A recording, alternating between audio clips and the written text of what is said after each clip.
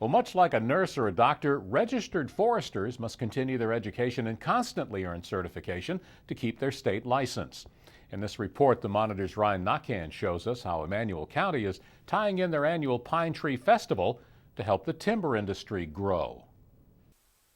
With about 40% of Georgia's Emanuel County involved in pine tree production in some way, it's safe to say that the growth of the county depends on the growth of the pine tree. So to ensure the industry that Emanuel County depends on stays blooming, the county decided to incorporate a Pine Tree Field Day with their annual Pine Tree Festival and Southeast Timber Expo. We're excited about it. You know, we're right here in the heart of the timber belt for Georgia. Georgia's one of the top 6 states in the country for forest products, and you know, we're right in the middle of that, and so what a better venue to have a forestry field day to educate folks about forestry and wildlife and how forestry and wildlife work together.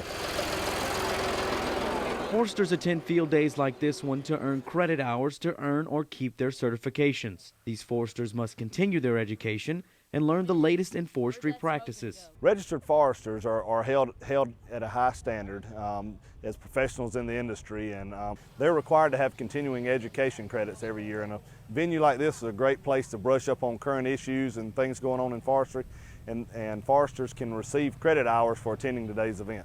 Controlling the undergrowth is a huge part of forestry, and as you can tell by the smoke behind me, foresters at this field day learned the importance of prescribed burning. Why is fire good?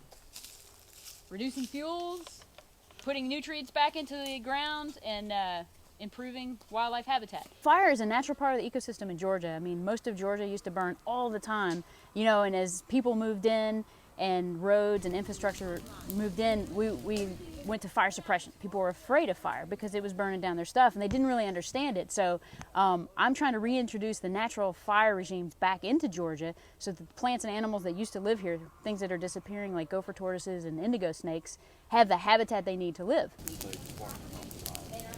Private landowners can improve their habitat, improve wildlife species, diversity and food and all kinds of things. And it improves the aesthetics and the health of the system too by doing burning. Over the past couple of decades, the practice of gathering and selling pine straw for added income has grown into a successful venture for many timber growers. Once the trees have matured in a given year, forest landowners could receive about $150 to $200 an acre and never even have to harvest the straw themselves. It's done entirely by a harvesting company.